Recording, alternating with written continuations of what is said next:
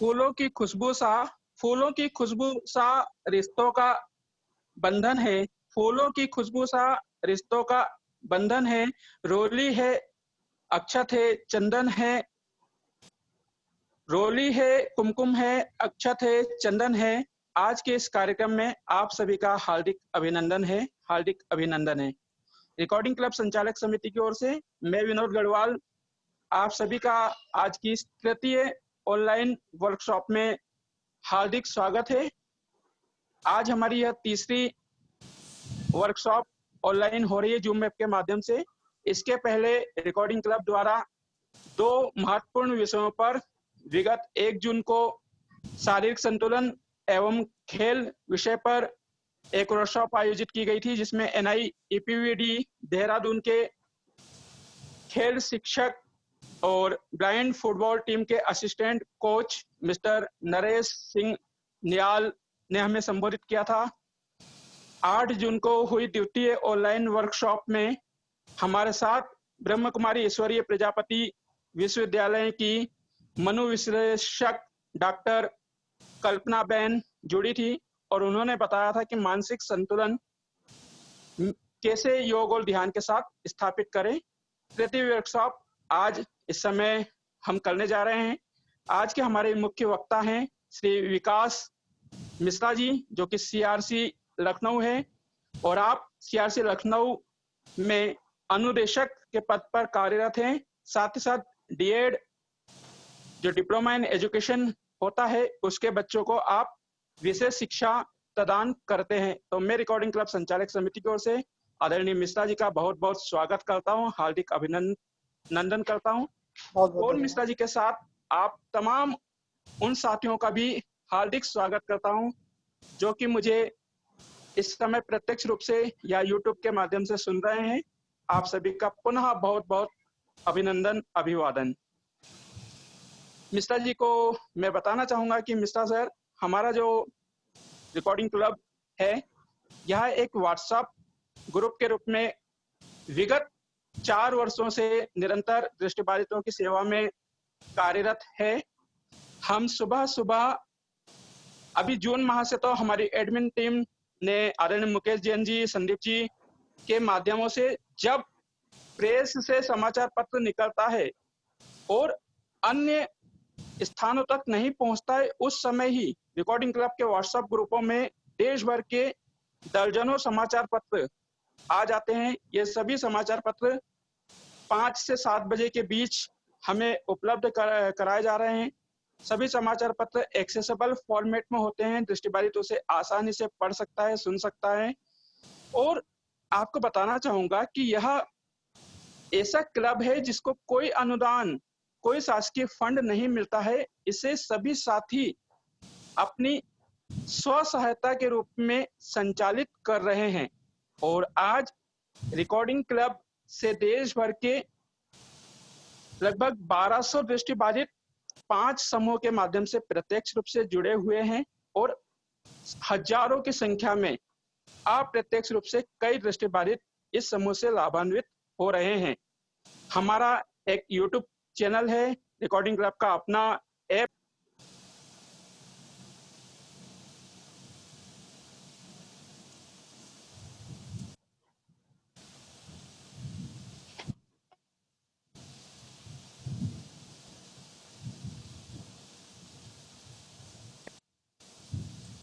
आवाज नहीं आ रही है विनोद भैया सर। हेलो, हाँ आप बोलिए, कंटिन्यू कंटिन्यू हेलो। कंटिन्यू। हाँ, रिकॉर्डिंग क्लब से यानी कि जो ऐप है उससे सार्क कंट्रीज के भी कई देशों के दृष्टिबाधित हमसे जुड़े हुए हैं। लगातार हम दृष्टिबाधितों की सेवा में कार्य करने हेतु संकल्पित हैं और उसी संकल्पित होने के कारण जो लॉकडाउन की स्थिति उत्पन्न हुई है, इस लॉकडाउन स्थिति में हमने टेक्नोलॉजी के माध्यम से आप सभी महान हस्तियों को अपने साथियों के बीच में प्रस्तुत करने का प्रयास किया है, जिसमें आप लोगों का हमें भरपूर सहयोग मिल रहा है। जिस उद्देश्य से भी मैं आपका बहुत बहुत आभारी हूँ, स्वागत करता हूँ, अभिनंदन करता हूँ कि आप जैसा व्यक्तित्व हमें आज मिला है। आपके विषय में बात करूं तो आदरणीय जो विकास मिश्रा सर हैं, आप सभी को बताना चाहूंगा कि ये सीआरसी लखनऊ में अनुदेशक के पद पर तो कार्यरत हैं ही, मगर दृष्टिवान जगत में यदि मैं बात करूं तो ऐसे चंद व्यक्ति हैं जो कि हाथों की 5 उंगली पर गिने जा सकते हैं, और उन 5 उंगलियों में आदरणीय मिश्रा सर का दूसरे तीसरे स्थान पर नाम आता है। ऐसी मैं अपेक्षा करता हूं, जितना आपके बारे में मैंने सुना है कि आप बहुत अच्छे एक गाइड के रूप में, जो लखनऊ के साथियों ने मुझे बताया है, आप जिस प्रकार से उन्हें अध्यापन कराते हैं डीएड कॉलेज में, या जिस प्रकार की ओरिएंटेशन मोबिलिटी का ट्रेनिंग आप देते हैं, वह अनुकरणीय है। और आपको आज हम अपने बीच में पाकर हर्षित और प्रफुल्लित महसूस कर रहे हैं, और मुझे उम्मीद है, पूर्ण विश्वास है कि आपका आज का वक्तव्य, आपकी आज की जानकारी मेरे ऐसे हजारों दृष्टिबाधितों के लिए लाभान्वित होगी, क्योंकि आज हम आपसे चर्चा करने जा रहे हैं। बहुत महत्वपूर्ण टॉपिक है यूडीआईडी। यूडीआईडी पर आज हमें संबोधित करेंगे, हमें अपने जो भी हमारे प्रश्न है उसको एक साक्षात्कार के रूप में उन प्रश्नों का उत्तर देंगे आदरणीय विकास मिश्रा सर। तो मिश्रा सर, मैं आपका बहुत बहुत स्वागत करता हूं, अभिनंदन करता हूं, और उम्मीद करता हूं कि हमारे साथ जुड़े सभी दृष्टिबाधितों के आप प्रश्नों के उत्तर साधारण भाषा में देंगे, ताकि यूडीआईडी का क्या महत्व है वो उनके जीवन में जान पाए, उसकी उपयोगिता से वो वाकिफ हो सके। तो मिश्रा जी, आपका बहुत बहुत स्वागत है। और अब मैं चाहूंगा कि आप भी आवाज से हमें परिचित कराएं, और हम अपना आज का कार्यक्रम जो है उसे विधिवत रूप से स्टार्ट करें। सर, आपका बहुत बहुत धन्यवाद, और विशेष रूप से रिकॉर्डिंग क्लब का बहुत बहुत धन्यवाद कि आप लोगों ने मुझे एक अवसर दिया अपने बीच में आने का। और जैसा कि आपने मेरे विषय में कहा, कुछ अतिशयोक्ति भी आपने अतिशयोक्ति का भी यूज किया है, प्रयोग किया है। मैं अभी उस मुकाम को हासिल नहीं कर पाया जिसके बारे में आपने मेरा परिचय कराया है, लेकिन कोशिश जरूर करूंगा कि उस मुकाम को हासिल करूं, और जो भी दृष्टि दिव्यांगजन समाज में है उनके लिए कुछ अच्छा कर सकूं। मैं विकास मिश्रा, जैसे आपने बताया, मैं अनुस्थिति ज्ञान एवं अनुदेशक हूं, समेकित क्षेत्रीय केंद्र दिव्यांगजन मोहन रोड लखनऊ में। और पिछले 2016 से 2016 से मैं यहीं पे अपनी सेवाएं दे रहा हूं। इससे पहले राष्ट्रीय दृष्टि दिव्यांगजन सशक्तिकरण संस्थान में मैंने एक संविदा कर्मी के रूप में भी 2010 से लेकर 2016 तक अपनी सेवाएं दी हैं। तो ये मेरा सौभाग्य है कि आप लोगों के बीच में आया, और मुझे ये अवसर मिला कि मैं जो भी मुझे आता है मैं आप लोगों को बता पाऊं और अपने अनुभवों को साझा कर पाऊं। बहुत बहुत स्वागत है मिश्रा सर, और ये आपका बड़कपन है कि आप मेरे शब्दों को अतिशयोक्ति का रूप दे रहे हैं। आपने एनआईवीएच में कार्य करा है, निसंदेह आपका कार्य सराहनीय रहा है। और एक संयोग मात्र यहाँ पर हम जोड़ते हैं कि आप भी 2016 से लखनऊ में कार्यरत हैं, और 2016 से ही रिकॉर्डिंग क्लब अपने दृष्टिबाधितों को सोशल मीडिया के माध्यम से सशक्तिकरण करने का प्रयास कर रहे हैं, उन्हें हर उस छोटी बड़ी समस्याओं से, समाचारों से अपडेट करने का प्रयास कर रहा है। तो आपका आज के इस थर्ड ऑनलाइन वर्कशॉप में मैं पुनः हार्दिक स्वागत करता हूं, और आज जो हम अपने साथियों को जानकारी देना चाहते हैं उसकी हम शुरुआत करते हैं। तो विकास सर, जैसा कि आपने बताया कि यूडीआईडी कार्ड के दिशा में आप कार्य कर रहे हैं, तो मैं सबसे पहला प्रश्न मेरा यही बनेगा कि यूडीआईडी है क्या, इसका पूरा नाम क्या है, थोड़ा सा आप बताएं। देखिए, यूडीआईडी कार्ड, जिसका पूरा नाम है यूनिक डिसेबिलिटी आइडेंटिटी कार्ड, ये किसी भी दिव्यांगजन के लिए एक यूनिक, मतलब एक अलग पहचान है। और भारत सरकार के सामाजिक न्याय एवं अधिकारिता मंत्रालय का जो दिव्यांग सशक्तिकरण विभाग है, उसकी तरफ से इस यूनिक आईडी की शुरुआत करी गई है। और इस यूनिक आईडी का एक उद्देश्य है कि हमारे जितने भी दिव्यांगजन हैं उनको एक आईडी दी जाए, जिससे कि उनका जो प्रॉपर उनका जो स्ट्रेंथ है, उनकी जो क्वांटिटी है, वो उनका नंबर हमें पता चल पाए। और यूनिक आइडेंटिटी कार्ड को हम लोग स्वावलंबन कार्ड के नाम से भी जानते हैं। और विभाग बड़े जोर शोर से प्रयास में है कि जितने भी दिव्यांगजन हैं उनको इस आईडी से जोड़ा जाए, अर्थात उनको इस आईडी से रजिस्टर किया जाए, जिससे कि उनको उनकी एक यूनिक आईडी बन पाए। जिस तरीके से हम लोग सब लोग आधार कार्ड के बारे में बड़ी अच्छी तरीके से जानते हैं कि आधार किसी भी व्यक्ति की एक यूनिक पहचान है, वैसे ही दिव्यांगजनों के लिए उनकी यूनिक पहचान के लिए उनको यूनिक आइडेंटिटी कार्ड दी जा रही है।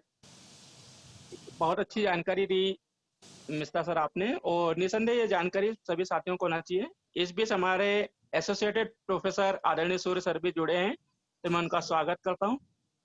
मिश्रा सर, जैसा आपने बताया कि भारत सरकार इसे जारी करती है, तो एक प्रश्न मेरे मन में अनायास हो रहा है, उठ रहा है कि ऐसे तो कई प्रमाण पत्र दिव्यांगजनों के पास होते हैं। उनके पास रेलवे कंसेशन पास होता है, डिस्ट्रिक्ट बोर्ड का मेडिकल होता है, तो ऐसे में दिव्यांगजन यूनिक आईडी जो यूडी आईडी कार्ड है वो क्यों बनाए, इसका क्या आवश्यकता है, थोड़ा सा आप प्रकाश डालें।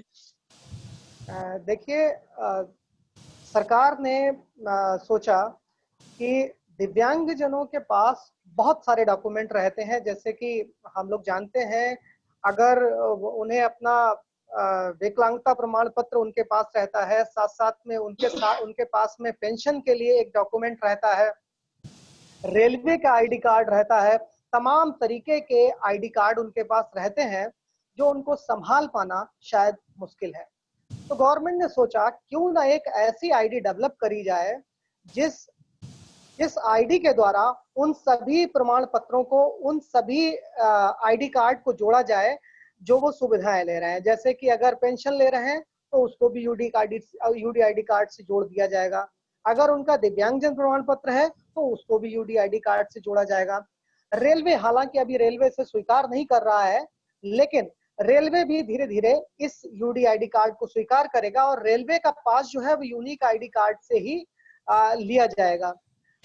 और भी बहुत सारे जो भी इससे रिलेटेड जो भी डिसेबल्ड आईडी कार्ड यूज करते हैं, उन सभी को यूडी आईडी कार्ड से जोड़ दिया जाएगा, जिससे कि एक एकल पहचान बने और कहीं पर भी अगर उसे पेंशन लेनी है, कोई और सुविधा लेनी है, बस कंसेशन लेना है, तो उसको अब एक ही कार्ड दिखाना पड़े, जिसे हम यूडी आईडी कार्ड के नाम से जानते हैं। ठीक है मिश्रा सर, लेकिन एक बात ये आ रही है दिमाग में, क्या यूडी आईडी कार्ड जो है वो पर्टिकुलर स्टेट के लिए रिजर्व करेगा या ऑल इंडिया लेवल पर इसका जो मान्यता रहेगी? और यूडी आईडी कार्ड का महत्व क्या है, थोड़ा सा आप मुझे बताएं कि एक दिव्यांगजन के जीवन में यूडी आईडी कार्ड का क्या महत्व है।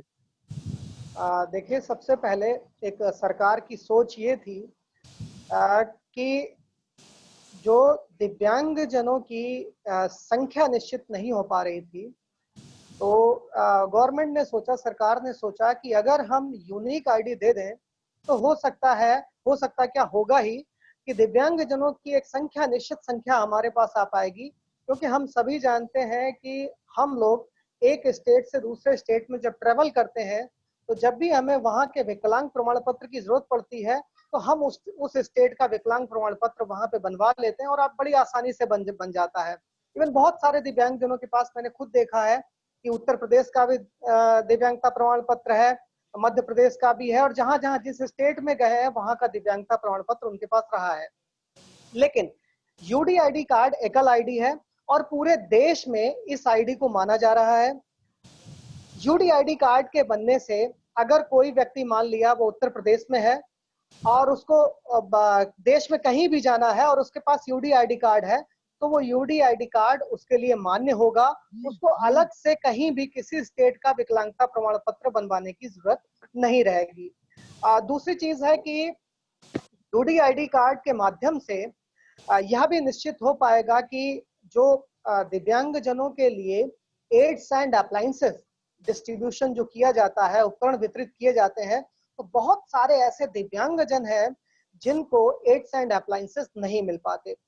तो यूडीआईडी कार्ड के माध्यम से ये भी ट्रैक किया जाएगा कि किन दिव्यांगजनों को उपकरण वितरित किए गए हैं और कौन से ऐसे दिव्यांगजन हैं जिनको अभी तक उपकरण वितरित नहीं हो पाए हैं, उनको वो उपकरण की सुविधा नहीं मिल पाई है। तो एकल पहचान पत्र दिव्यांगजनों के लिए बहुत ही लाभदायक रहेगा। और सबसे बढ़िया चीज इसकी ये है कि एकल पहचान पत्र होने से हमें बहुत सारे डॉक्यूमेंट्स, जैसा मैंने पहले बताया, बहुत सारे डॉक्यूमेंट्स रखने की जरूरत नहीं पड़ेगी। तो जो यूनिक आईडी का जो एक प्रोसेस गवर्नमेंट की तरफ से जो हो रहा है, मेरी समझ में वो बहुत अच्छा है और सभी दिव्यांगजनों को यूनिक आईडी कार्ड अवश्य बनवाना चाहिए, क्योंकि आगे चल के भी बहुत सारी जो भी सुविधाएं मिलेंगी उनको यूडीआईडी कार्ड से ही जोड़ दिया जाएगा, जो कि काफी सरल रहेगा। क्योंकि अलग अलग सर्टिफिकेट से, अलग अलग दिव्यांगता प्रमाण पत्र से उनकी उन सुविधाओं को जोड़ना थोड़ा मुश्किल था। तो यूनिक आईडी कार्ड से जब उस सुविधाओं को जोड़ा जाएगा तो वो आसान रहेगा और उनको ट्रैक करने में काफी आसानी मिलेगी। इससे दिव्यांगजनों को भी फायदा होगा और सरकार को भी फायदा होगा। ठीक है मिश्रा सर, आपने बताया कि दिव्यांग कार्ड होता क्या है, इसका क्या महत्व है, इसकी क्यों आवश्यकता है। किंतु अब एक प्रश्न ये उठता है कि मेरे दिव्यांग साथी इसे बनवाए कहाँ से? कोई ऐसा आप साइट बताइए कहाँ से मेरे दिव्यांग साथी इसको बना सकते हैं। आसानी से घर बैठे बना सकते हैं या किसी ऑफिस में जाना होगा? वे आसानी से इसे कहाँ पर बना सके, थोड़ा सा मेरे सुनने वालों को आप बताइए। बिल्कुल सर। देखिए, अगर कोई भी दिव्यांगजन कंप्यूटर प्रशिक्षित है तो वो घर बैठे अपने आप ही यूडीआईडी कार्ड का रजिस्ट्रेशन कर सकता है। इसके लिए एक वेबसाइट है जिसको मैं स्पेल कर रहा हूँ, www.swavlamban-card swavlamban-card.gov.in। तो कोई भी अगर कंप्यूटर प्रशिक्षित है तो वो swavlamban-card.gov.in की वेबसाइट पर जाएगा और वहां से आसानी से अपना यूडीआईडी कार्ड रजिस्ट्रेशन कर सकता है।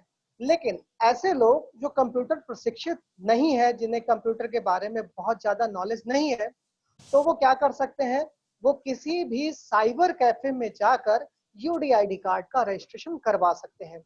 लेकिन यहाँ पर ध्यान देने वाली बात यह है कि हमारा जो भी दिव्यांगजन अगर किसी साइबर कैफे में यूडीआईडी कार्ड का रजिस्ट्रेशन करवाने के लिए जाता है तो कुछ चीजें जो टेक्निकल होती हैं और जो साइबर कैफे वाले को शायद ना पता हो, तो उनके बारे में वहां पे अपने आप भी जानकारी दे दें और खुद जब वो फॉर्म भर रहे हैं, जब वो रजिस्ट्रेशन कर रहे हैं, तो उनसे पूछ लें।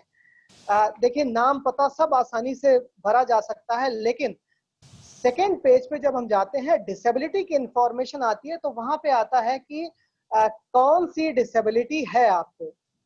तो वहां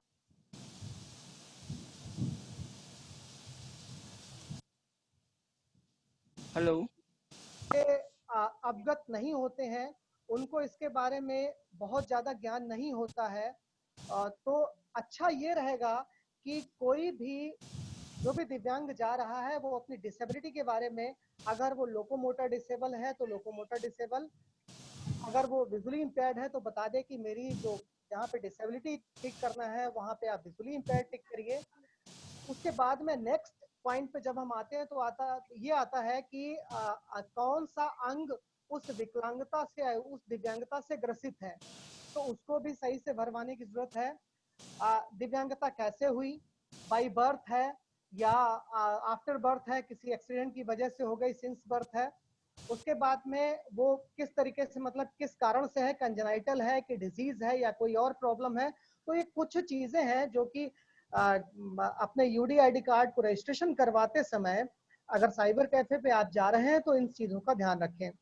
घर बैठे यूडीआईडी कार्ड का रजिस्ट्रेशन करवाने के लिए अभी तक ऐसा कुछ शुरू नहीं किया गया है, लेकिन इस लॉकडाउन को देखते हुए हम लोगों ने सीआरसी लखनऊ की तरफ से एक शुरुआत की गई है कि इंडिया में अगर कोई भी व्यक्ति यूडीआईडी कार्ड का रजिस्ट्रेशन करवाना चाहता है तो वो हमसे संपर्क करेगा, हमें अपने डॉक्यूमेंट्स व्हाट्सएप या जीमेल के माध्यम से भेज देगा और हम यूडीआईडी कार्ड रजिस्ट्रेशन के फलस्वरूप उसका जो रिसीप्ट है वो उसके ही व्हाट्सएप पे या ईमेल पे भेज देंगे।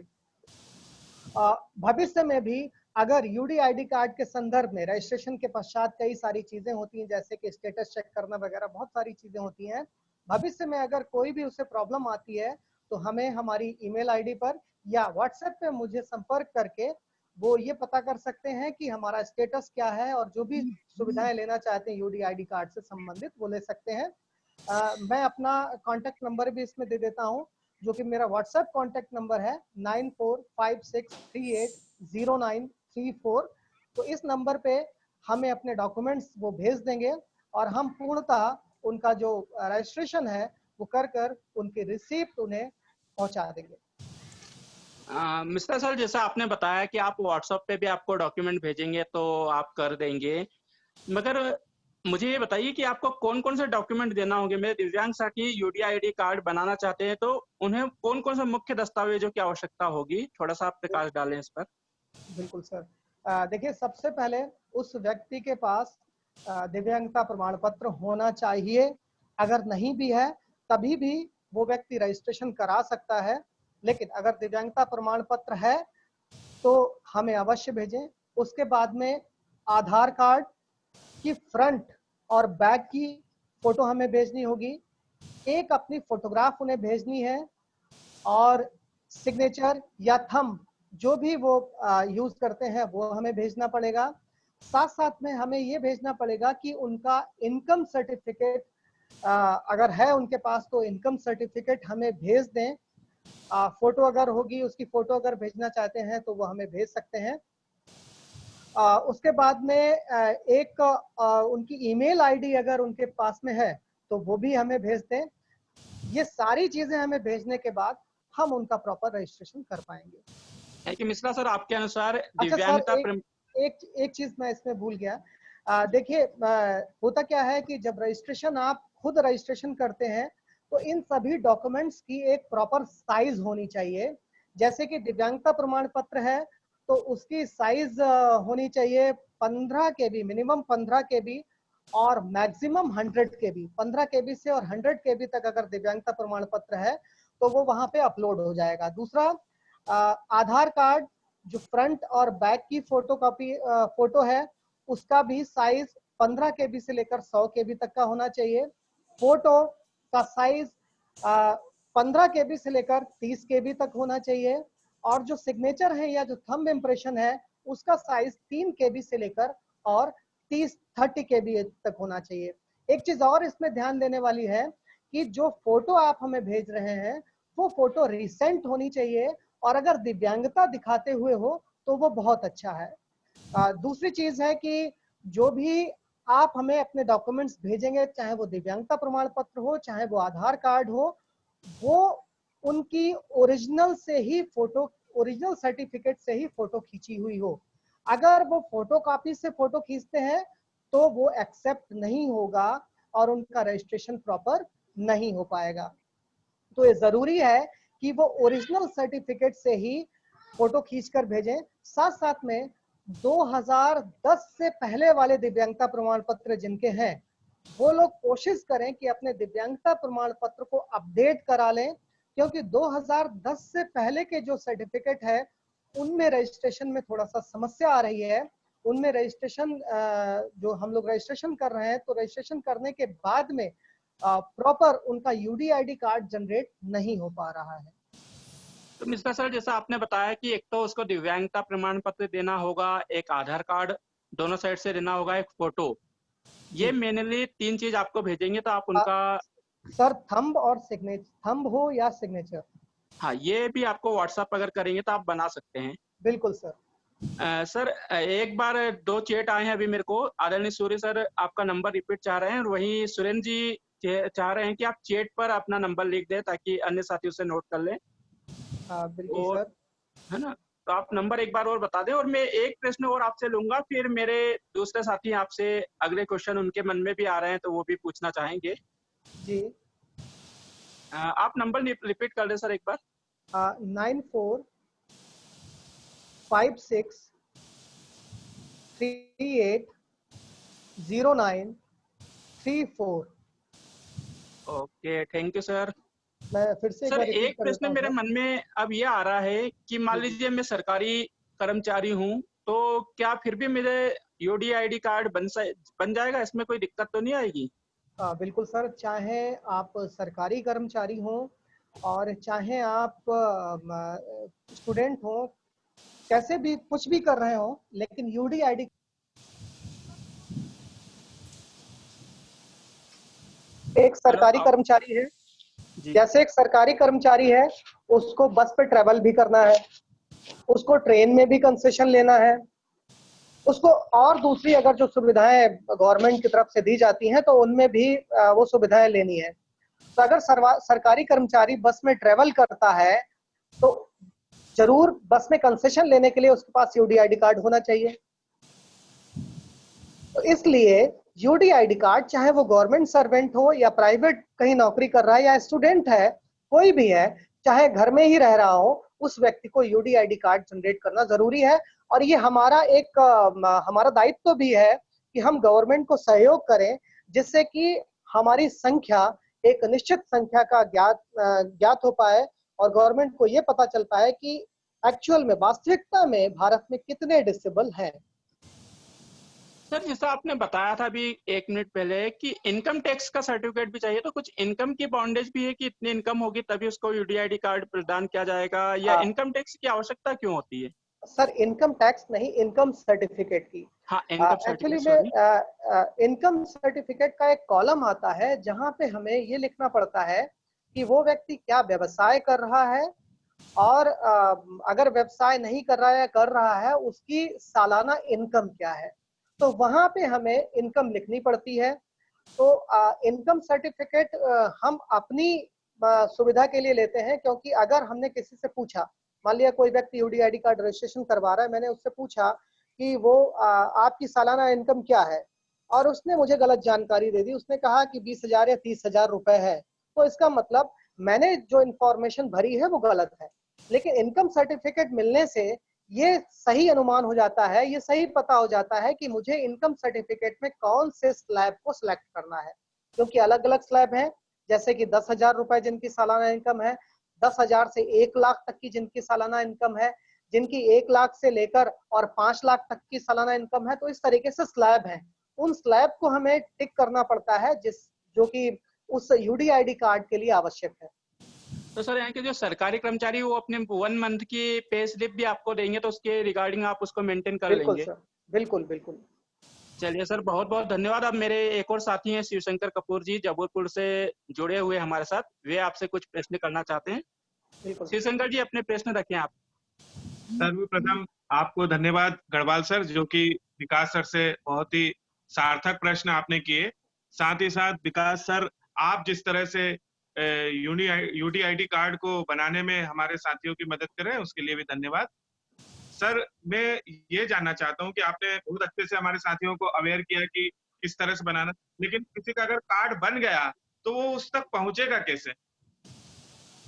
सर कार्ड बनने के बाद में यूडीआईडी कार्ड, जब यूडीआईडी कार्ड में प्रोसेस है, मैं बता देना चाहता हूँ आपको। जी जी पता क्या जी। है कि जैसे हम लोग यूडीआईडी कार्ड का रजिस्ट्रेशन करते हैं, रजिस्ट्रेशन करने के बाद एक ईमेल आपके जो कंसर्न सीएमओ है, चीफ मेडिकल ऑफिसर है, जहां से आपने अपना दिव्यांगता प्रमाण पत्र बनवाया है, उनके ईमेल पर एक ईमेल चला जाता है तुरंत।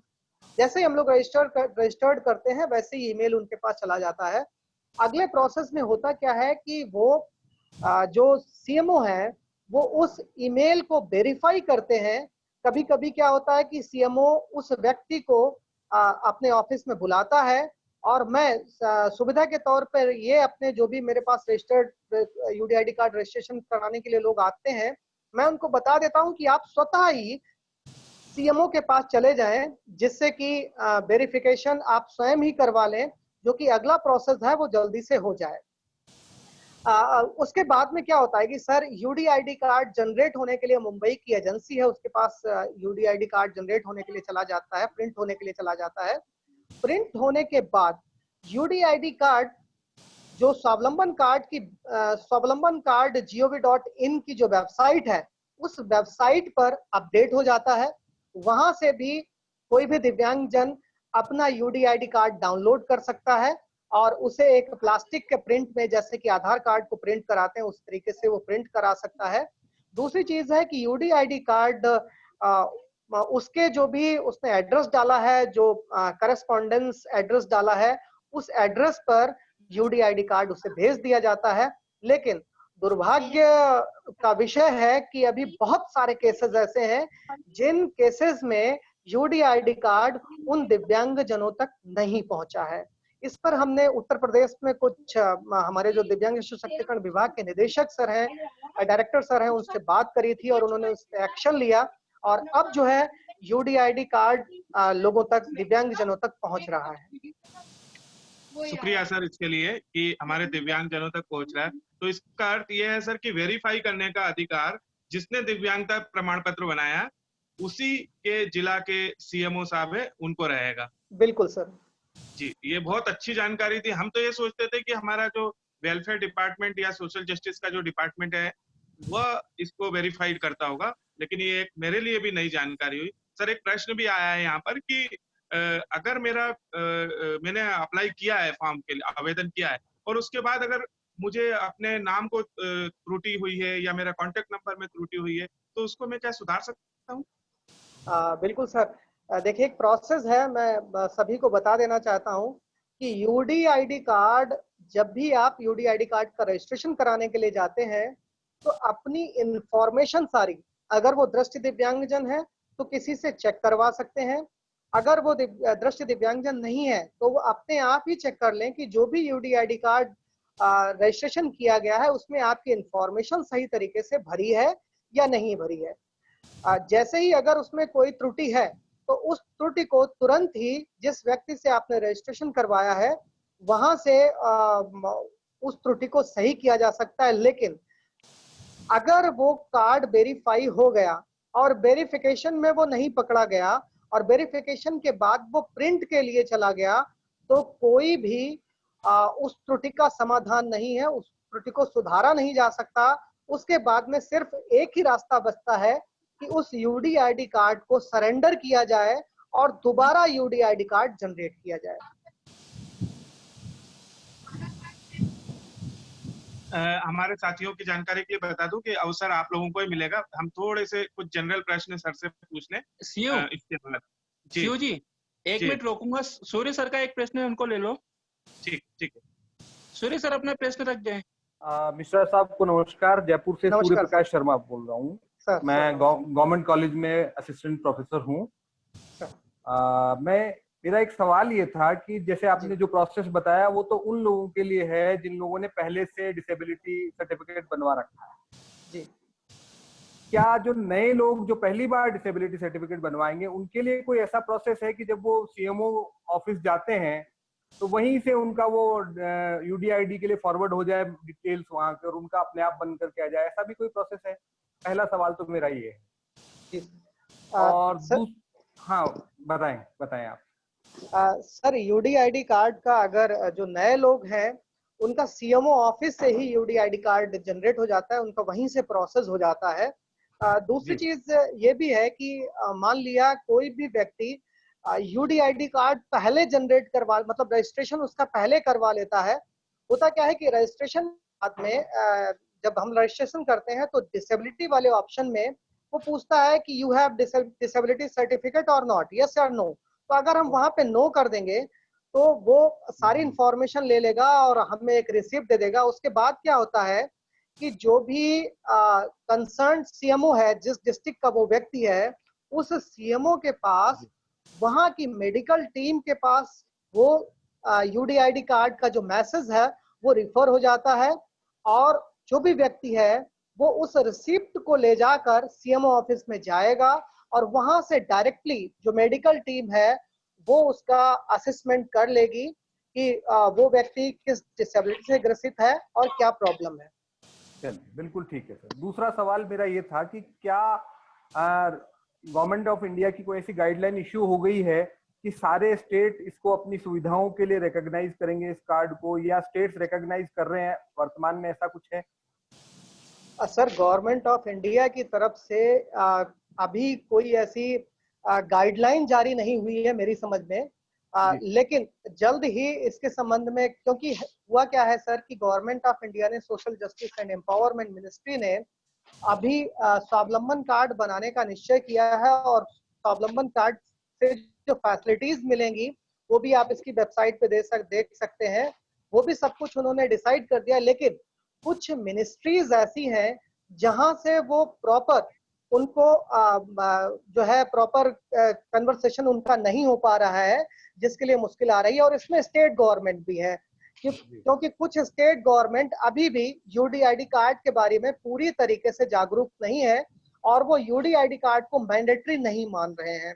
और वो राजनीतिक कारण हो या कोई और कारण, वो मैं नहीं समझ पा रहा हूँ सर, लेकिन ये प्रॉब्लम है सर। आपने बिल्कुल सही सवाल किया। चलिए चलिए, बहुत बहुत धन्यवाद आपका मेरी शंकाओं का समाधान करने के लिए। Thank you. बहुत बहुत धन्यवाद। मैं बस एक बात शेयर कर दूं कि दिव्यांगता प्रमाण पत्र में भारत सरकार की मोहर लगती है नहीं लगती है मुझे नहीं पता, शायद नहीं है, लेकिन इस कार्ड में मोहर लगती है दिव्यांगता कार्ड में, जो यूडीआईडी कार्ड है। गलत में नहीं हूँ सर? सही? जी बिल्कुल बिल्कुल सही तो सर। इसका अर्थ है कि भारत सरकार की भी मोहर लगती है, और सर स्टेट गवर्नमेंट का जो भी सिंबल है वो भी इसमें लगता है, दोनों सिंबल रहते हैं। तो क्या सर ये एक हमारा आईडी कार्ड, या कहीं हम होटल में जाते हैं, कहीं स्टे करते हैं, तो उस तरह से जो आईडी प्रूफ होते हैं, क्या उस रूप में भी काम आएगा दिव्यांगों के?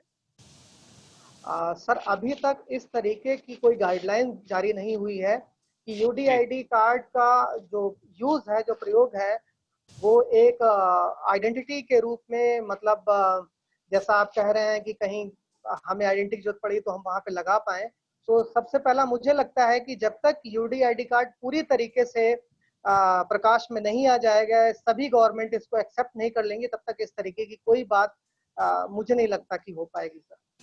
जी, लेकिन मैं एक और बात यहाँ अपने सुनने वाले श्रोताओं के लिए बता दूं कि स्वावलंबन कार्ड.gov जो वेबसाइट है, वो मेरे हिसाब से, मैं मानता हूँ मेरे अनुभव के आधार पर, बहुत हद तक एक्सेसिबल है। एक दृष्टिबाधित व्यक्ति भी उस पर काम कर सकता है। लेकिन सर एक दृष्टिबाधित व्यक्ति को जब हम रजिस्ट्रेशन कराने जाएंगे तो सिर्फ वहां पर पंजीकृत करते समय हमें एक रिसिप्ट मिलेगी।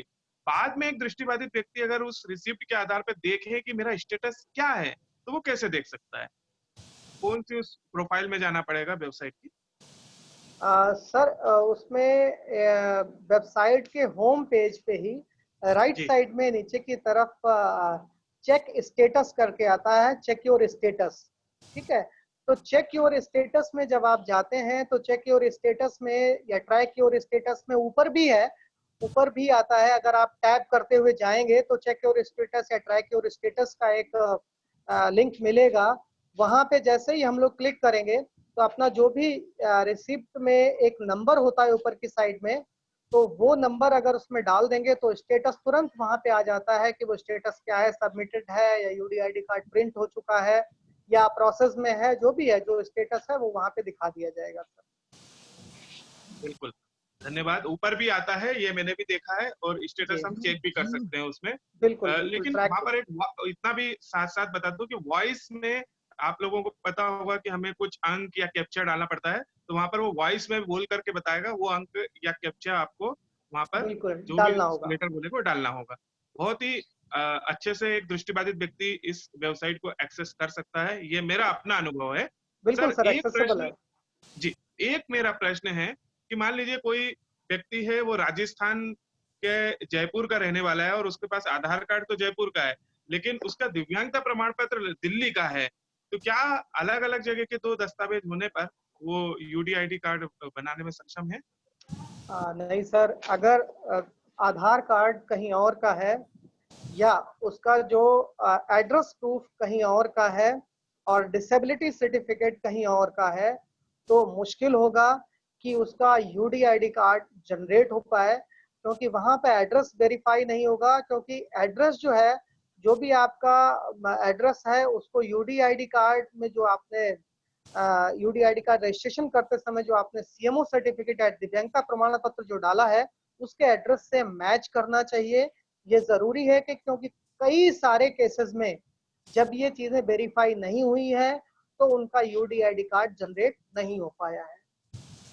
बहुत अच्छा। तो सर इसके लिए आपने पहले बताया कि हमें इससे अच्छा उपाय यही है कि सिलेंडर कर देना चाहिए, तो वो बिल्कुल। कैसे करना चाहिए, थोड़ा बताएंगे हमारे श्रोताओं को? सर, जैसे मैंने आपको बताया कि लिंक आता है ट्रैक योर स्टेटस, उसके बाद में एक लिंक ये भी आता है कि सरेंडर योर कार्ड, है ना। अच्छा तो जी। सरेंडर योर कार्ड में आप वहां पे जाएंगे और वहां पर जाने के बाद जो अपना यूडीआईडी कार्ड का नंबर है वो डालना पड़ेगा, और वहां पे वो पूछता है कि सरेंडर का रीजन क्या है।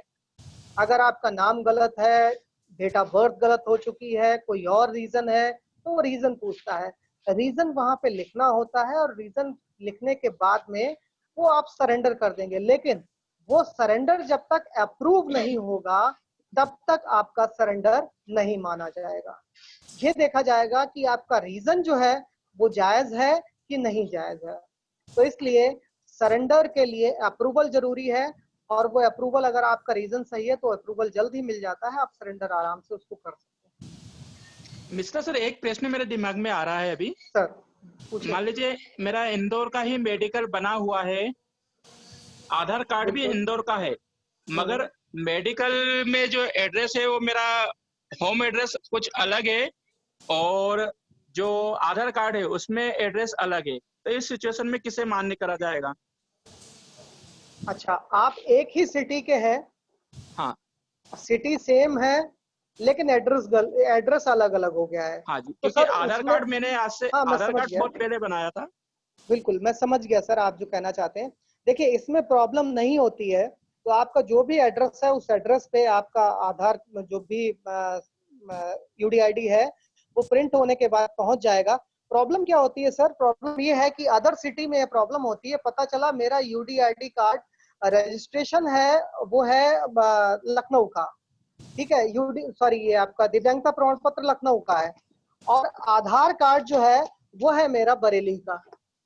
तो प्रॉब्लम ये है कि जब हम एड्रेस डालते हैं तो आधार कार्ड का एड्रेस हमने डाल दिया, बरेली का एड्रेस डाल दिया, तो वो क्या सोचते हैं, वो ये सोचते हैं कि ये व्यक्ति बरेली का है तो इसका सीएमओ बरेली में होना चाहिए, ठीक है। तो वो क्या करते हैं कि वो बरेली वाले सीएमओ के पास ही मेरा यूडीआईडी कार्ड वेरिफिकेशन के लिए भेज देते हैं। उस स्थिति में लेकिन आपका सीएमओ कहां से बना है? लखनऊ से। तो वो लखनऊ से सीएमओ वेरीफाई नहीं हो पाता, सीएमओ सर्टिफिकेट वेरीफाई नहीं हो पाता, दिव्यांगता प्रमाण पत्र वेरीफाई नहीं हो पाता। इस केस में वो जो है यूडीआईडी कार्ड जनरेट नहीं हो पाता है सर। और ऐसा कोई लिमिटेशन है जैसे मेडिकल 2 साल पुराना हो तो भी बन जाएगा ना? सर मेडिकल, देखिए कुछ बहुत सारे केसेस में ऐसा आ रहा है कि हमारे जो दिव्यांगजन हैं वो आते हैं मेरे पास और पूछते हैं कि मेरा ऑनलाइन दिव्यांगता प्रमाण पत्र नहीं है तो मेरा जो यूडीआईडी कार्ड जनरेट हो पाएगा नहीं हो पाएगा। तो बहुत सारे केसेस में इस तरीके से सवाल आते हैं कि हमारा इस तरीके का 2 साल पुराना है, 1.5 साल पुराना है, 3 साल पुराना है, बन पाएगा नहीं बन पाएगा। मैंने कहा कि 2010 से पहले वाले जिनके दिव्यांगता प्रमाण पत्र हैं उनमें थोड़ी सी प्रॉब्लम आ रही है, लेकिन वो जो 2010 से पहले वाले हैं उस केस में भी प्रॉब्लम तब नहीं आएगी जब यूडीआईडी कार्ड जैसे ही मैंने रजिस्टर्ड किया और आपने क्या किया, आप तुरंत अपने सीएमओ के पास गए और वहां जाके आपने खुद को या अपना जो सीएमओ सर्टिफिकेट है उसको वेरीफाई करा लिया जाके। वेरिफिकेशन के समय सीएमओ सर्टिफिकेट और रिसिप्ट ले जाना अनिवार्य है, क्योंकि सीएमओ सर्टिफिकेट के साथ में जो रिसिप्ट होती है, जो रिसिप्ट हमने आपको दी है, उस रिसिप्ट में ऊपर डेट लिखी होगी और एक टाइम लिखा होगा। उस डेट और टाइम पे जो सीएमओ है उनके पास एक ईमेल गया होगा, उस टाइम और डेट को देखकर वो ईमेल चेक कर लेंगे और तुरंत आपको वेरिफिकेशन कर देंगे। ठीक है सर, धन्यवाद। जी सर, तो ये कितने दिनों के बाद डाउनलोड करने के बाद आ जाएगा, इन्हें पंजीकृत करने के कितने दिनों बाद आएगा, और अभी तक भारत सरकार ने कितने यूडीआईडी कार्ड जनरेट कर दिए हैं? सर इसका अनुमान मुझे नहीं है, लेकिन अप्रोक्सीमेट मुझे लगता है लाख से 1 लाख से ऊपर यूडीआईडी कार्ड जनरेट अभी तक हो चुके होंगे। दूसरी चीज है कि कितने दिनों के बाद आता है, इसमें कोई टाइम लिमिट नहीं दी गई है सर। टाइम लिमिट इसलिए नहीं दी गई है क्योंकि सीएमओ का वेरिफिकेशन जैसे ही होगा वैसे ही यूडीआईडी कार्ड प्रिंट होने के लिए चला जाता है। वेरीफाई जैसे ही आपका सीएमओ सर्टिफिकेट होता है वैसे वेरिफिकेशन के लिए चला जाता है। कुछ केसेस में तो तीसरे या चौथे दिन भी यूडीआईडी कार्ड जनरेट होने के लिए चला गया है, और जनरेट होने के लिए जैसे ही प्रिंट होने के लिए चला जाता है लगभग 10 या 15 दिन के बाद वहां से वो लोग यूडीआईडी प्रिंट कर देते हैं और जो भी आपका एड्रेस है उस एड्रेस पे भेज देते हैं। तो मैंने बहुत सारे केसेस में देखा है कि जनरेट होने के बाद में जब यूडीआईडी कार्ड जनरेट हो जाता है, प्रिंट हो जाता है, प्रिंट होने के बाद में जो उस डिस्ट्रिक्ट के या उस प्रदेश के जो निदेशक हैं, निदेशक दिव्यांगजन सशक्तिकरण विभाग, उस विभाग के पास ये सारे यूडीआईडी कार्ड भेज दिए जाते हैं और वहां से उनको जिला दिव्यांगजन सशक्तिकरण अधिकारी के द्वारा उनको डिस्ट्रीब्यूट करवाने का प्रोसेस किया जाता है। जैसा मैंने सुना है, मैं बिल्कुल कंफर्म नहीं हूं कि सभी स्टेट का यही हाल है। हाँ, उत्तर प्रदेश में मैं जब निदेशक साहब से मिला तो मुझे यह जानकारी मिली कि यहाँ पे बहुत सारे यूडीआईडी कार्ड आए हुए हैं और उनको यहाँ से जल्दी भेजा जाए। जी, बहुत ही अच्छे से आप हमें जानकारियां दे रहे हैं। तो मैं बस अपनी बात यहाँ पे खत्म करते हुए सिर्फ ये बताना चाहता हूँ कि 2011 में जब जनगणना हुई थी तो 2.68 करोड़ लोग जो है वो दिव्यांग थे, और भारत सरकार ने ये सोचा कि एक डाटाबेस बनाया जाए, कितने लोग रोजगार में हैं, कितने लोग बेरोजगार हैं, कितनी महिलाएं हैं, कितने पुरुष हैं, कितने लोग बच्चे हैं, कौन सा वर्ग जो है वो ज्यादा पिछड़ा है, आदि आदि जानकारी के लिए भारत सरकार ने जो ये यूडीआईडी कार्ड का कार्यक्रम बनाया है, मुझे लगता है कि ये आगे आने वाले समय में बहुत महत्वपूर्ण होगा। और आगे जो हमारे दिव्यांग साथी है अगर इसका प्रचलन में लाएंगे तो जरूर ये आम लोगों तक फायदा होगा। सर, आप और कुछ अगर शेयर करना चाहें तो जरूर करें, इसके बाद हम कुछ प्रश्न लेंगे।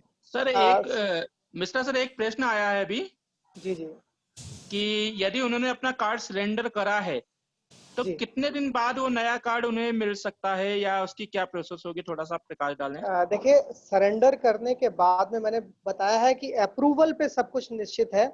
जैसे ही अप्रूवल होता है वो कार्ड सरेंडर मान लिया जाता है, और सरेंडर होने के बाद फिर आपको सेम वही प्रोसेस यूज करना पड़ता है, क्योंकि जो रजिस्ट्रेशन के समय आपने यूज किया था सेम वही प्रोसेस किया जाता है। आपके सभी डॉक्यूमेंट्स उसमें लगाए जाते हैं, आपका पूरी तरीके से फॉर्म भरा जाता है, फिर उसके बाद में दोबारा कार्ड जनरेट होता है। तो सरेंडर करने के बाद कितने दिन के बाद वो सरेंडर होके आ जाएगा ये डिपेंड करता है अप्रूवल पे। तो जितने दिनों के बाद एक मैंने सरेंडर किया था सर, तो उसको तो अप्रोक्सीमेट मुझे लगता है 20 से 25 दिन लग गए थे कि सरेंडर अप्रूवल होने में। तो ये थोड़ा सा विषय है जहाँ पे सरकार को कोशिश करनी होगी कि ये इन क्वेरीज पे, इन चीजों पे विशेष ध्यान दिया जाए।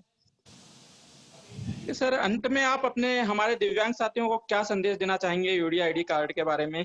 फिर आपके पास सभी साथियों के प्रश्न भी लेंगे हम। सर, उससे पहले संदेश से पहले मैं कुछ और बताना चाहूंगा।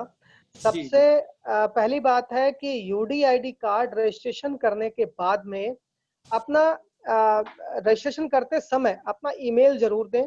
दूसरी चीज है, यूडीआईडी कार्ड रजिस्ट्रेशन करने के बाद उसकी रिसीप्ट को संभाल कर रखें, क्योंकि बहुत सारे केसेस में मैंने देखा है कि यूडीआईडी कार्ड रजिस्ट्रेशन होने के बाद में हुआ क्या है कि उनकी रिसीप्ट कहीं पे मिस हो गई, और अक्सर हमारे दृष्टि दिव्यांगजन साथियों के साथ ऐसा होता है कि उनकी रिसीप्ट मिस हो जाती है, या उनका फोन से जो मैसेज आया है वो मैसेज कहीं डिलीट हो गया। तो हम उसको उस यूडीआईडी कार्ड को या उस रजिस्ट्रेशन को ट्रैक करने में बहुत ही असुविधा होती है, और अभी तक इस वेबसाइट पर जो रिसिप्ट खो जाए उसको आधार के माध्यम से कैसे ट्रैक किया जाए ये बहुत मुश्किल है।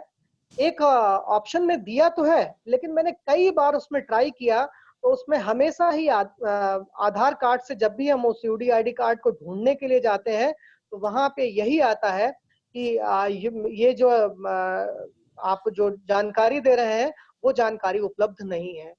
तो सबसे जरूरी है कि यूडीआईडी कार्ड की रिसिप्ट और उसका मैसेज जरूर संभाल के रखें, क्योंकि भविष्य में आप जब भी ट्रैक करेंगे यूडीआईडी कार्ड को वो जानकारी आपको तुरंत मिल पाएगी। दूसरी चीज, जैसे कि अभी शिवशंकर सर ने कहा कि बोला कि जो है यूडीआईडी कार्ड से बहुत सारी और लाभ मिल पाएंगे, वैसे ही मैं भी कहना चाहता हूं कि देखिए यूडीआईडी कार्ड में हम सबको इंफॉर्मेशन भरते हैं कि एजुकेशनल क्वालिफिकेशन क्या है, आप किस जॉब में हैं और आपकी विकलांगता किस तरीके से हुई है, आपने हॉस्पिटल में आप हॉस्पिटल में गए कि नहीं गए, हॉस्पिटल में किस टाइम तक रहे, आपका ब्लड ग्रुप क्या है। तो उससे क्या होता है कि एक ही जगह पर हमारा बहुत सारा डाटा सेव हो गया। अब कभी भी भविष्य में अगर ये जरूरत पड़ता है कि हमारे जो यूडीआईडी कार्ड जिनके पास है उनका इस ईयर में कितने ऐसे लोग थे जो कि सरकारी जॉब में थे, वो डाटा वहां से एकदम मिल जाएगा। कितने सारे ऐसे लोग थे जिनकी इनकम 1 लाख से 10 लाख के बीच में थी, वो डाटा वहां से तुरंत मिल जाएगा।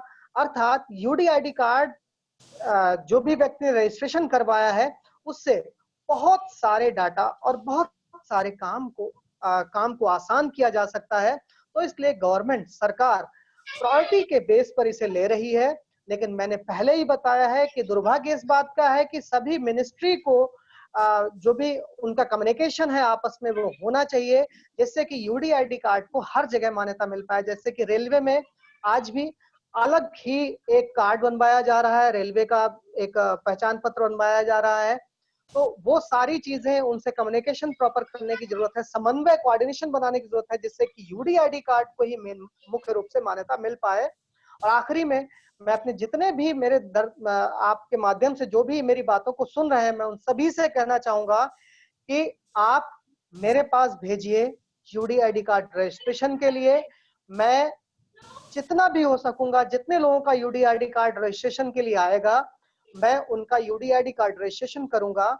और ये सारी सुविधा निःशुल्क है, हम कोई भी पैसा नहीं लेते, और जो भी हमसे हो सकता है वो हम करने की कोशिश करते हैं। साथ साथ में फोन के माध्यम से अगर कोई जानकारी छूट जाती है तो फोन के माध्यम से भी उस जानकारी को जुटाने की कोशिश करते हैं।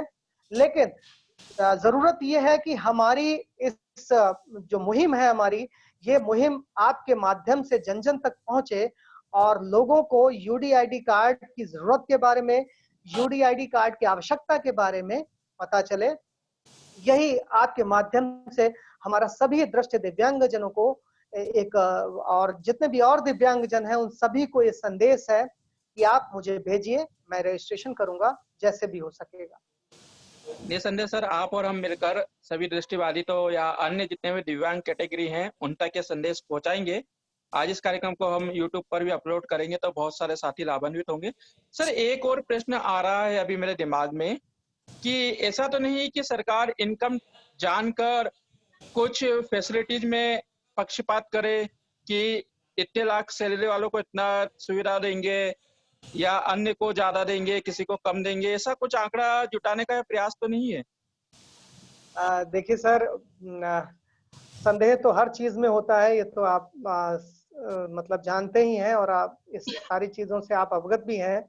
देखिए गवर्नमेंट क्या सोच रही है ये तो मुझे नहीं पता, लेकिन जो गवर्नमेंट के जो जो जो जो उनका सार्थक दृष्टिकोण है, मुझे नहीं लगता कि ये करना चाहिए उन्हें।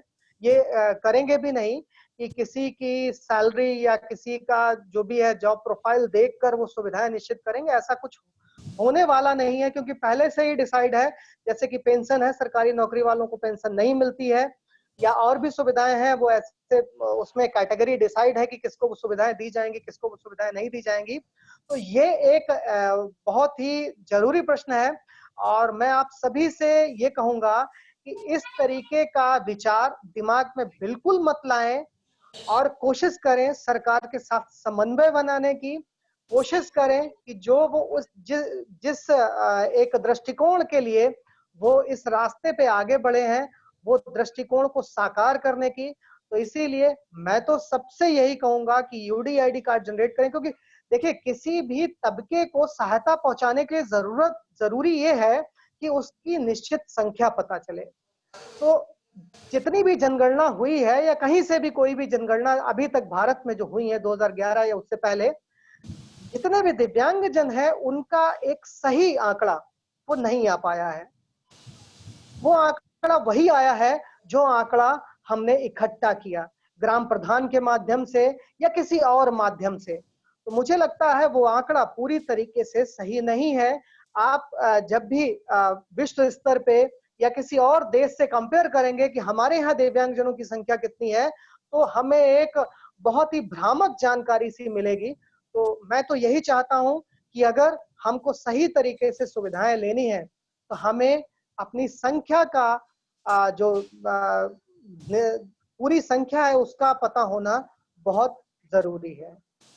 कि कुल मिलाकर निष्कर्ष हम यह निकाल सकते हैं कि सभी दिव्यांग जनों के पास में, चाहे वो किसी भी डिसेबिलिटी से संबंधित हो, उन सभी के पास में यूडीआईडी कार्ड होना चाहिए। बिल्कुल सर, बिल्कुल। अब मैं सभी साथियों से निवेदन करूंगा कि यदि वे कोई प्रश्न पूछना चाहते हैं तो बारी बारी से हमें चैट कर दें या हाथ उठा दें, ताकि हम उनके प्रश्नों को आदरणीय मिश्रा सर के सामने रख सके।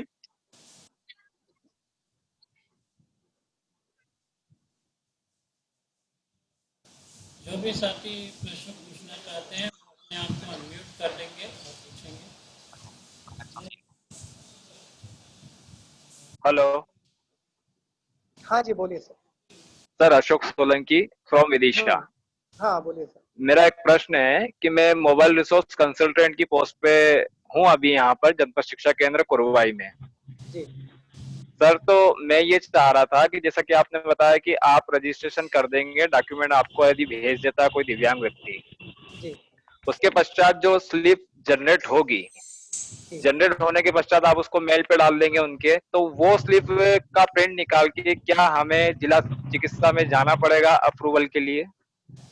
देखिए, अगर आप अपने सीएमओ चीफ मेडिकल ऑफिसर जहां भी बैठता है, जिला चिकित्सालय या कहीं भी बैठता है, वहां पे अगर आप चले जाएंगे तो ये प्रोसेस और जल्दी हो जाएगा। तो मुझे लगता है कि आपको जाना चाहिए उस रिसिप्ट को लेकर और डिसेबिलिटी सर्टिफिकेट दोनों को लेकर। जी, जैसे कि मैं 1 से 8 तक वाले जो दिव्यांग बच्चे हैं उन लोगों के लिए मैं बेसिकली काम करता हूं, तो मेरे पास में ऐसे बहुत सारे केसेस हैं जिन बच्चों के दिव्यांगता प्रमाण पत्र नहीं बने हैं या उनको यूडीआईडी कार्ड बनवाना है। तो बेसिकली वो बच्चे गांव से बिलोंग करते हैं और वो बहुत परेशान हो जाते हैं क्योंकि उनके पेरेंट्स शिक्षित नहीं है, वो कहाँ पर जाकर भटके हैं। जी देखिए सर, तो दिव्यांग, हाँ बोलिए बोलिए सर। हाँ, तो ताकि क्या है कि हम लोग कई बार हम लोगों ने यहाँ पे शिविर लगवाया, तो शिविर की स्थिति तो आप जानते ही हैं कि बहुत भीड़ हो जाती है, बच्चे परेशान हो जाते हैं, पेरेंट्स को भी कुछ पता नहीं होता है कि हम पंजीयन कहाँ से करवाएं। और हम हमारे ऑफिस में जब पंजीयन करने के लिए जाते हैं तो बहुत सारी जो उसमें मीनू आते हैं, तो जिसमें से एक तो स्टेट हम चुनते हैं तो वो खुलता नहीं है, उसके पश्चात विकास खंड चुनते हैं तो वो भी बहुत बार में प्रॉब्लम देता है। सर का कोई प्रश्न है? देखिए सर, इसका समाधान ये है कि आप क्या करिए, जिन लोगों का दिव्यांगता प्रमाण पत्र जिन बच्चों का नहीं बना है उनका यूडीआईडी कार्ड रजिस्ट्रेशन पहले से करवा लें, और जहां पर वो एक ऑप्शन आता है कि डिसेबिलिटी सर्टिफिकेट है या नहीं, वहां पर आप नहीं का चयन अगर कर देंगे तो आपको मेडिकल के लिए रिफर कर दिया जाएगा, और आप जब वो सारी प्रक्रिया करके अपने चीफ मेडिकल ऑफिसर के पास या डॉक्टर के पास जाएंगे तो आपका बहुत सारा काम, जो कि फॉर्म वहां पे भरना पड़ता है, बहुत सारा प्रोसेस है, वो वहां पे आपका कम हो जाएगा और आपको आसानी रहेगी। और जिन लोगों का जिन लोगों का यूडीआईडी कार्ड नहीं बना है, मैंने बताया, आप मुझे भेजिए, मैं जल्दी से जल्दी उनका यूडीआईडी कार्ड रजिस्ट्रेशन करने का प्रोसेस करूंगा। जी सर, तो मेरे पास में जितने बच्चे आएंगे इससे, तो मैं उनके डॉक्यूमेंट कलेक्ट करके आपके पास जरूर भेजूंगा। मैं कोशिश करूंगा कि सभी बच्चों की यूडीआईडी कार्ड बन जाएं। और दूसरी बात ये पूछ रहा था मैं कि जैसे कि आपने बताया कि पूछना प्लीज, नेक्स्ट टाइम में अभी और लोग भी है। रोहित जी का, हाँ रोहित जी। हाँ, नमस्कार सर, एक प्रश्न मैं पूछना नमस्कार। चाहता हूँ। हाँ सर बोलिए। मैं छत्तीसगढ़ बिलासपुर से रमाकांत सिंह चंदेल। और सर आपको बहुत बहुत धन्यवाद इस नॉलेजफुल सेशन के लिए। मेरा ये प्रश्न था सर कि कई बार जानकारी के अभाव में जो जिला चिकित्सालय वाले हैं वो एक सीमित अवधि के लिए दृष्टिबाधिता का प्रमाण पत्र बनाते हैं, दिव्यांगता का बिल्कुल प्रमाण सही कह पत्र रहे हैं सर आप। 5 साल के लिए बना दिया इस तरह से, जबकि ऐसा होना नहीं चाहिए। एक निश्चित आयु के बाद तो फुल टाइम के लिए बना देना चाहिए। तो ऐसी स्थिति में अगर उस मेडिकल सर्टिफिकेट को आधार बना के अगर हम अप्लाई करते हैं यूडीआईडी कार्ड के लिए, तो क्या वो कार्ड भी उसी तरह से बनेगा सीमित अवधि बिल्कुल के लिए? हाँ हाँ सर, निश्चित अवधि के लिए बनेगा और हाँ उसको जी। प्रॉपर रिन्यू कराना होगा। हाँ, तो इससे उचित ये होगा कि हम पहले फुल टाइम का जो अपना डिसेबिलिटी सर्टिफिकेट है वो ही बनवा लें। हाँ हाँ, अगर परमानेंट डिसेबिलिटी सर्टिफिकेट है तो आसानी रहेगी सर, तब हाँ। बढ़िया रहेगा। और अगर एक निश्चित अवधि के लिए है तो वो उसको फिर से रिन्यू करवाना पड़ेगा सर। हाँ हाँ, एक मिनट सर। हेलो। हाँ जी सर। हेलो। पूछिए रोहित जी। हाँ बोलिए सर, पूछिए। हाँ, good evening sir. Good evening. हाँ, मैं महाराष्ट्र से बात कर रहा हूँ, महाराष्ट्र सर्व शिक्षा अभियान। जी। हाँ सर, हम जो हर गांव में बच्चे रहते हैं उनके लिए, दिव्यांग बच्चों के लिए काम करते हैं। हमारे अभी एक साथीदार ने बोले कि जैसा कि उनका वही प्रॉब्लम है कि जो रूरल एरिया में पालक रहते हैं उनको कुछ जानकारी नहीं होती है कि किस तरह यूआईडी बनाना या दिव्यांग सर्टिफिकेट निकालना। और दूसरी बात यह है सर, अगर चाहे तो कैंप भी लगाए तो बहुत परेशानी होती है सर। इसके लिए मैं ऐसा सोच रहा हूँ सर कि जैसे आपने शुरू कर दिया है कि व्हाट्सएप पे लेके काम कर सकते हैं, इसी तरह एक वेबसाइट बना के या कुछ अपना ब्लॉग बना कर भी कर सकते हैं क्या? देखिए सर, मुझे आपका लास्ट में आपने क्या बोला मुझे समझ में नहीं आया, फिर से एक बार। जिस तरह बच्चों के तरफ से फोटो सब का लेके अपना एक ब्लॉग बनाकर भी कर सकते हैं क्या? बिल्कुल सर, यूडीआईडी कार्ड रजिस्ट्रेशन कर सकते हैं, उसमें कोई प्रॉब्लम नहीं है, वो कर सकते हैं। लेकिन जो दिव्यांगता प्रमाण पत्र है उसका तो सर मेडिकल अथॉरिटी से ही होता है, और जब तक वो मेडिकल अथॉरिटी से नहीं होगा तब तक वो दिव्यांगता प्रमाण पत्र नहीं माना जाएगा। लेकिन यूडीआईडी कार्ड का आप कर सकते हैं, आप खुद भी कर सकते हैं सर। वहाँ पे अगर आपके पास कंप्यूटर वगैरह है तो आप खुद जनरेट कर सकते हैं। एक बार में, पहली बार में थोड़ी सी प्रॉब्लम आएगी, अगर कहीं कोई प्रॉब्लम आती है तो मैं तो हूँ ही, मैंने अपना कांटेक्ट नंबर आपको दे रखा है, आप मुझसे पूछेंगे तो मैं जरूर जानकारी दूंगा। धन्यवाद सर।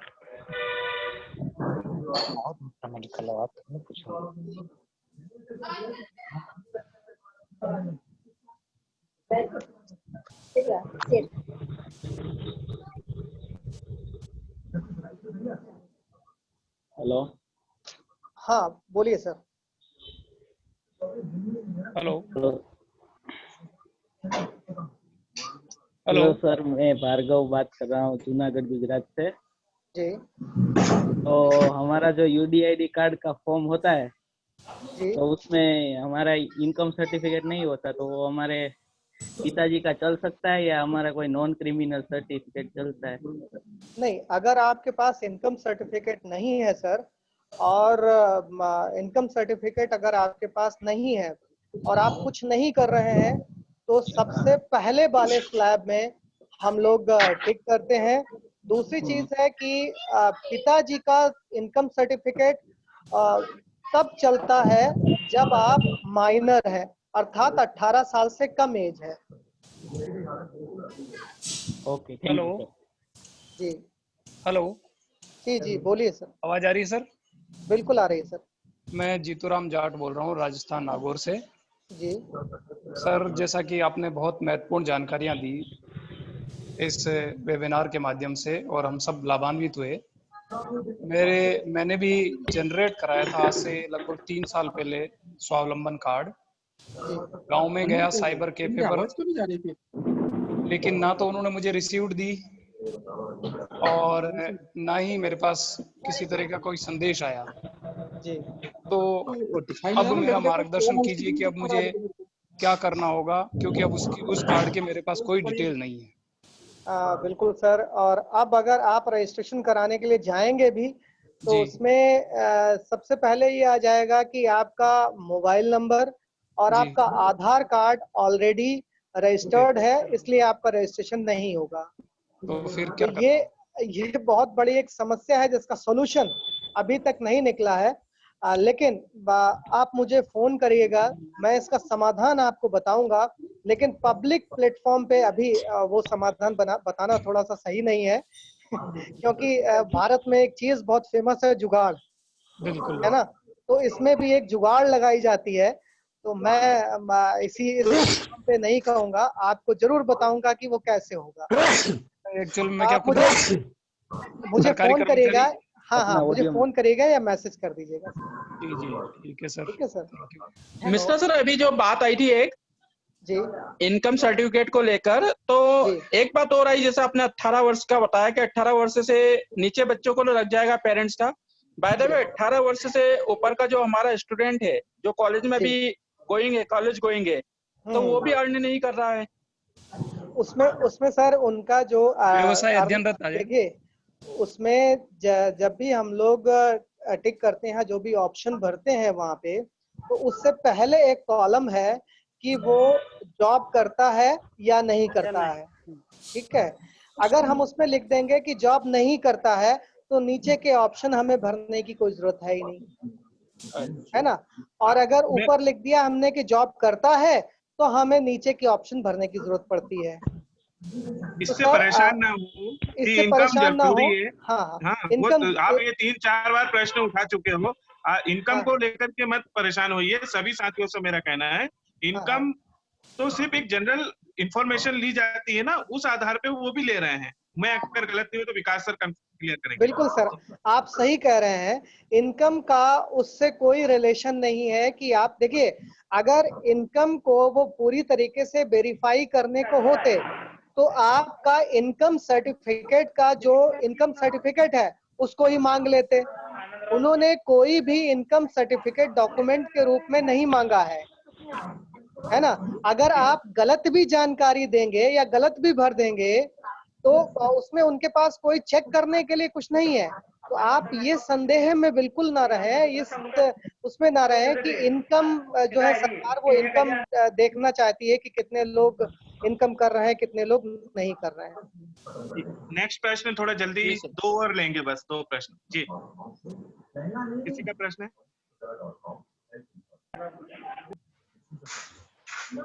Hello sir. हाँ हेलो। जी, हाँ बोलिए। सर, पूछिए पूछिए हाँ सर। सर, महाराष्ट्र में राशन कार्ड कंपलसरी करते हैं, जी, ये जरूरी है क्या? महाराष्ट्र में यूडीआईडी कार्ड के लिए राशन कार्ड कंपलसरी कर दिया है।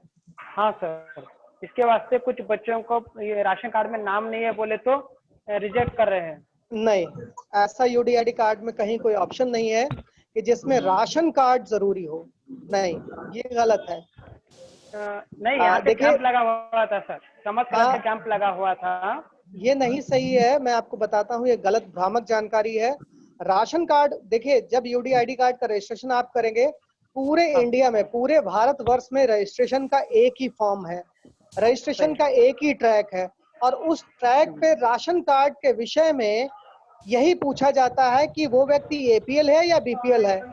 ठीक है, अगर एपीएल है तो एपीएल टिक कर देते हैं, अगर बीपीएल है तो बीपीएल टिक कर देते हैं। दूसरी चीज ये है कि अगर बाई चांस अगर उसके पास राशन कार्ड नहीं भी है या या जो भी है, तो वहां पे अगर हम उस ऑप्शन को नहीं भी टिक करते हैं तभी भी आप रजिस्ट्रेशन करा सकते हैं यूडीआईडी कार्ड का, है ना? तो मुझे नहीं लगता है राशन कार्ड नहीं किसी सर, के पास होना राशन बहुत कार्ड जरूरी नहीं है। है बोलकर पेरेंट, नहीं राशन कार्ड नहीं बोलकर पेरेंट को ये नहीं, ऐसा नहीं है सर, ये भ्रामक जानकारी है। राशन थोड़ा कार्ड की क्लियर कोई कर जरूरत दूं नहीं पड़ती। जी। जरूरत कई नहीं। बार क्या होता है, कई बार क्या होता है कि स्थानीय स्तर पे जब हमें कोई शिविर विविर लगता है, जैसा कि आप बता रहे हो, तो उनको अपने ही लोगों का बनाना रहता है। तो ऐसी स्थिति में कई बार वो राशन कार्ड मांग लेते हैं। बाकी देश में एक ही तरह से भरा जाता है ये फॉर्म, इसलिए ये लेना नहीं चाहिए, लेकिन वो अपनी लोकल व्यवस्थाओं को ध्यान में रखते हुए कई बार कर सकते हैं। जी कंटिन्यू। सर वो इस स्तर के लिए कर सकते हैं कि वो ये जान पाए कि उसमें जो उनका एपीएल और बीपीएल का जो कॉलम है वो सही तरीके से भरा है या नहीं है, बस और कुछ नहीं। जी धन्यवाद। और कोई प्रश्न है?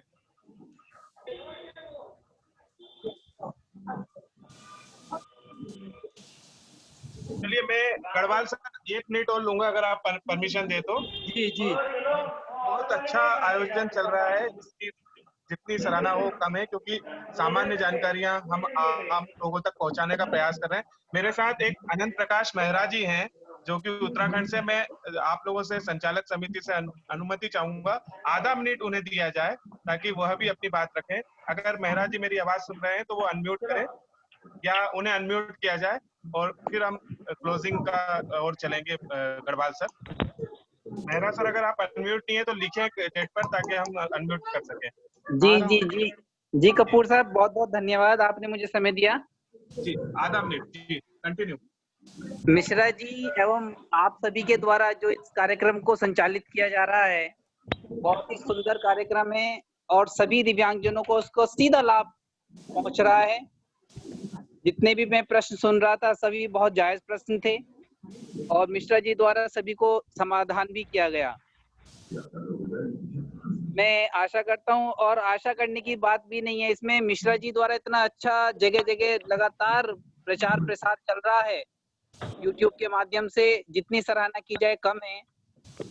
हम लोगों के लिए जो भी सेवा का अवसर आप देना चाहेंगे हम हमेशा तैयार हैं। आपके लिए हम जहां भी आप कहें हम तैयार हैं, तत्पर हैं। धन्यवाद। धन्यवाद अनंत सर। चलिए बहुत बहुत धन्यवाद। मैं अब चूंकि हमारा समय अपनी चरम सीमा पर पहुंच रहा है, तो मैं समूह प्रशासक भाई संदीप त्रिवेदी जी से यह निवेदन करूंगा कि वे आज के इस कार्यक्रम के समापन में आदरणीय मिश्रा सर और तमाम जुड़ने वाले साथियों का आभार व्यक्त करें।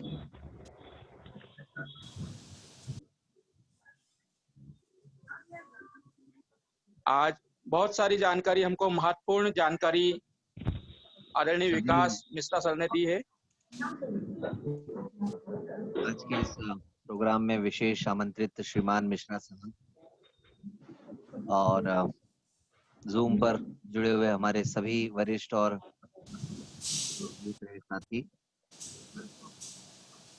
आप सबका मैं आभार व्यक्त करता हूं कि आज के इस प्रोग्राम में सबने अपने अपने महत्वपूर्ण समय में से थोड़ा सा समय निकाला। विशेष तौर पर आदरणीय मिश्रा जी ने जो साथियों की जिज्ञासाओं को शांत किया, हमारे प्रश्नों के बहुत ही सुंदर तरीके से उत्तर दिए, और मैं स्वयं भी बहुत ज्यादा यूडीआईडी कार्ड के बारे में नहीं जानता था, लेकिन आज के इस वार्तालाप से मुझे खुद को भी बहुत कुछ सीखने को मिला है, समझने को मिला है, और आने वाले समय में ये कार्ड अगर जैसा कि संभावना है कि पूरे देश में हमारे लिए एक आइडेंटिटी का काम करेगा, तो इस लिहाज से हमें इसके बारे में जानकारी निश्चित रूप से होनी चाहिए। प्रोग्राम को बहुत ही कम समय में तैयार करने के लिए विनोद जी, मुकेश जी, शिव भाई, सबका आभार व्यक्त करता हूं, और इसी प्रकार उम्मीद की जाती है रिकॉर्डिंग क्लब संचालक समिति की ओर से कि आने वाले समय में जब भी कोई प्रोग्राम आयोजित किया जाए आप सबका साथ ऐसे ही मिलता रहे। अगर मैं किसी का नाम बोल रहा हूं तो मुझे क्षमा करिएगा। बाकी एक बार पुनः आप सभी साथियों का बहुत बहुत आभार, धन्यवाद। चलिए आप सभी का बहुत बहुत धन्यवाद। आज का तकनीकी पक्ष संभाला मुकेश जी जैन ने, और हम सभी को सुनने के लिए आपका बहुत बहुत धन्यवाद। अब मैं मुकेश जैन जी से निवेदन करूंगा कि वे आज की मीटिंग समाप्त करें और हम सबको इजाजत दें। आप सभी सर मेरा प्रणाम स्वीकार करें। मैं विकास फिर से एक बार कुछ कहना चाहता हूं सबसे जरूर। पहली बात, रिकॉर्डिंग क्लब जो कार्य कर रहा है वो वाकई में सराहनीय है। और आप इस तरीके से जमीनी स्तर पर दिव्यांगजनों के साथ, खासतौर पर दृष्टि दिव्यांगजनों के साथ जुड़कर जो कार्य कर रहे हैं वो अत्यंत प्रशंसनीय है। मैं अपने तहे दिल से आप सभी को बहुत बहुत धन्यवाद देता हूं और आभार प्रकट करता हूं आप सभी का कि आप जमीनी स्तर पर ये सारे कार्य कर रहे हैं, जिससे कि दृष्टि दिव्यांगजनों को एक कुछ सहायता मिल पाए इन सभी चीजों में। तो आप सभी का बहुत बहुत आभार सर। बहुत बहुत धन्यवाद सर, आप हमारे साथ जुड़े, इसके लिए आपने समय निकाला, उसके लिए भी आपका बहुत बहुत धन्यवाद। और उम्मीद करेंगे कि हमारे किसी भी साथी को कभी कोई आवश्यकता मिलेगी तो आप यूं ही तत्पर हमें उपलब्ध बिल्कुल सर। रहेंगे।